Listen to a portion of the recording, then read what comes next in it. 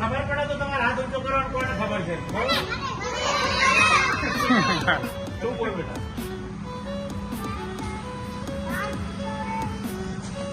આ પૂછાવે. Very good, સરસ જવાબ, સાચો જવાબ છે. બીજા કોને ખબર છે?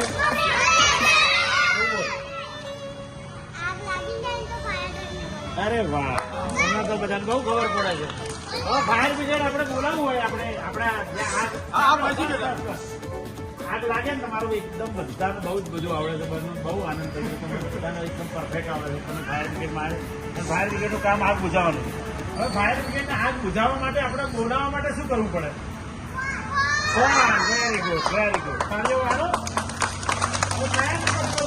એ કોને ખબર છે? 101 101. હવે કેટલાને આવડે? બધાને આવડે છે ને? બોલો જોરથી, કયો નંબર ડાયલ કરો? જ્યારે પણ આગ લાગે તમારી આજુબાજુ તમારા ઘરમાં કે તમે જ્યાં પણ ભણતા હોય આમ કે ગમે ત્યાં, તો મોબાઈલમાંથી શું કરવાનું? આપણે 101 એ ડાયલ કરવાનું. તો અમે લોકો આવું ફાઈટર લઈને આવી જઈશું, બરોબર ને? હવે અમે કોણ છીએ? Fire fighter. હા, અમે શું કરીએ? ફાયર જોડે ફાઇટિંગ કરીએ અને પછી એને બુજાવી દઈએ. ફાઇટિંગ કરીએ.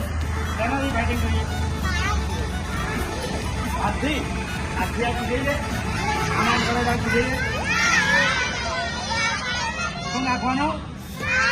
પાણી નાખો તો આગ બુજાય. એટલે ફાઇટિંગ કરવાની આગ બુજાય. પણ અમે પાણી જોડે લઈને અમારા હથિયાર બધા જોડે લઈને જઈએ અને પછી એને થોડું પાણી છાંટીને આપણે એને પતાવી દઈએ, બરોબર ને? તો અમે કોણ થયા? Fire fighter. Fire fighter is national hero. Yes ને? સલમાન ખાન, શાહરુખ ખાન હીરો નહીં. કોણ હીરો? અમે હીરો. ફાયર ફાઈટર હીરો, હે ને? દુશ્મનને કોણ મારે? આગને કોણ બુજાવે? Fire fighter. હવે જો તમે કીધું ને કે ભાઈ ફાયર બ્રિગેડ ખાલી પાણીથી આગ બુજાવે, બરોબર ને? પણ અમે બીજા બધા કામ એટલા બધા કરીએ છીએ ને, બહુ બધા.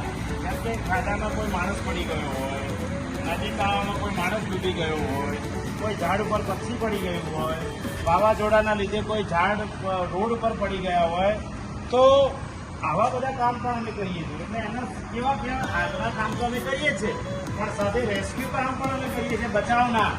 જેમાં જિંદગી છે, જેના લીધે જોખમ ઊભું થાય છે, તો એવા બધા કામ પણ અમે કરીએ છીએ. તો જાન અને માલ બંનેનું રક્ષણ પણ અમે કરીએ છીએ, બરોબર? લોકોની જિંદગી પણ અમે બચાવીએ છીએ. તમે ઉત્તરાયણ ઉપર પેલી ચાઇનીઝ દોરીથી પતંગ ચગાવો છો ને? કેટલા ચગાવે છે? તો આ ખોટી બાબત છે.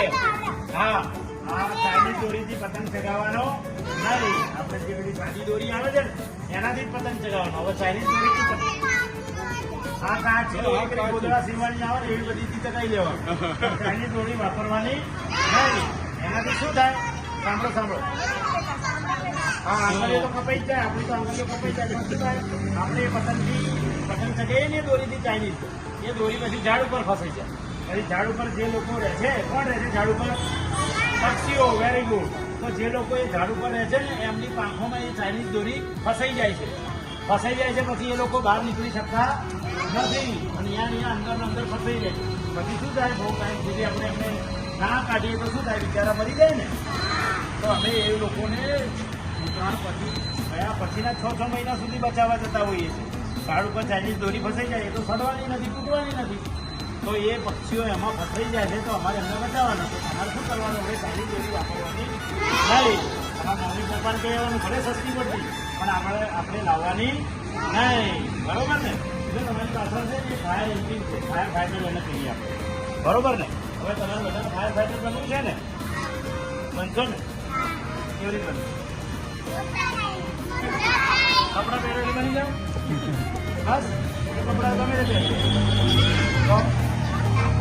મોટા છે, મોટા છે તો બનવાનું જ છે. બહુ મોટા છે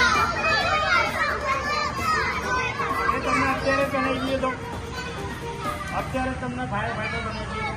કોણ કોણ આગ બુજાવશે? બધા બુજાવશો? તો હવે ફાયર ફાઈટર છે પેલું આ રેસ્ક્યુ વ્હીકલ છે. બરોબર? આ રેસ્ક્યુ વ્હીકલ છે. તમે બધા છે ને શાંતિથી મારી જોડે જોડે ચાલજો. બરોબર ને? મારી પાછળ લાઈન પર ચાલવાનું. હું તમને થોડું થોડું સમજાવી તો અમે છે ને આવું લેવું પડે. આ બોટલોમાં શું છે? ઓક્સિજન. પાણી નથી, પાણીમાં તો અમારે પડવાનું. તો આ ઓક્સિજન બોટલો છે. આનાથી અમે જે માણસ ડૂબી ગયો હોય ને એને બચાવીએ. હા, જ્યારે પણ અમે આગમાં જઈએ ને ત્યારે આ બધી ઓક્સિજનની બોટલો છે. તો અમે શું કરીએ? ત્યાં કેમિકલ હોય, ધુમાડો હોય તો એ બધું અમને શ્વાસમાં આવે ને તો અમે બધા શું થઈએ? અમને બી શ્વાસ લેવામાં તકલીફ પડે ને તો અમે બી હેરાન થઈ જઈએ. તો અમે બધા આવો છે ને બોટલો પાછળ તમે જોયા હશે પેલા કાર્ટૂનમાં ને પાછળ BSNનો પેલો બોટલ લગાવી દે અંદર માસ્ક લગાવી એટલે એના ચોખ્ખી હવા મળતી રહે તો ફાયર ફાઈટર એકદમ સરસ રીતે કામ કરી શકે. બરોબર ને? થોડું પેલી બાજુ આવી જાઓ.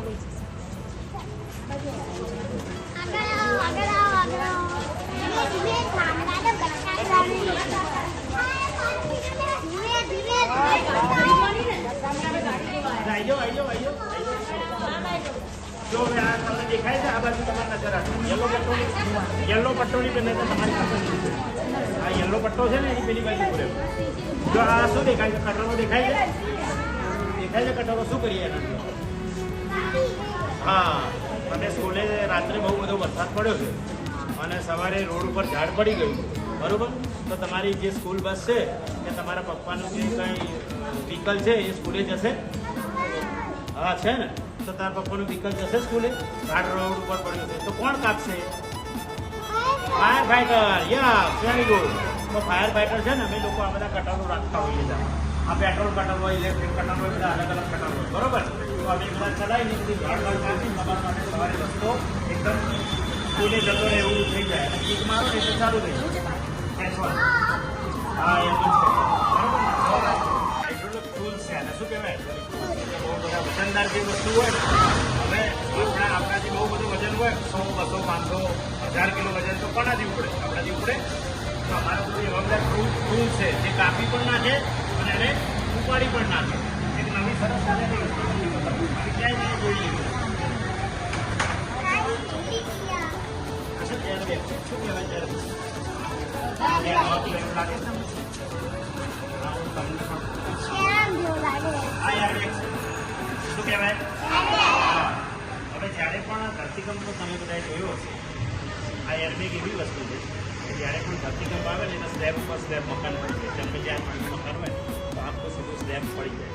તો સ્લેબ વચ્ચે જો આટલી પણ જગ્યા અમને મળે ને આટલી પણ જગ્યા તો એની જગ્યાએ અમે આ ગોઠવી નાખીએ. બરોબર? આ ગોઠવીને મેક્સિમમ આમાં હવા પૂરીએ અને આ છે ને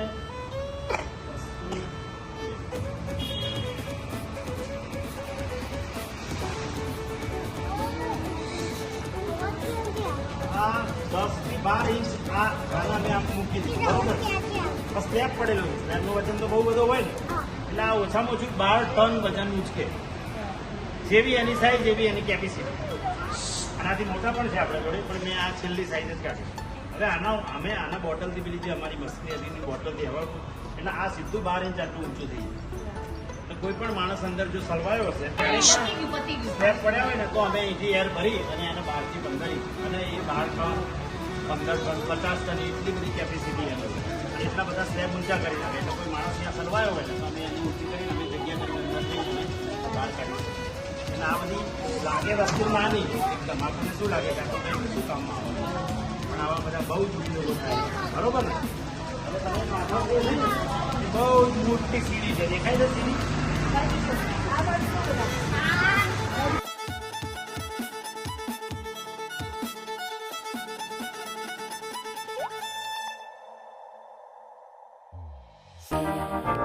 मैं तो अपना ही सुर पाऊंगी, है जो क्रेजी क्रेजी सपने मेरे सारे चुन के मैं पुनः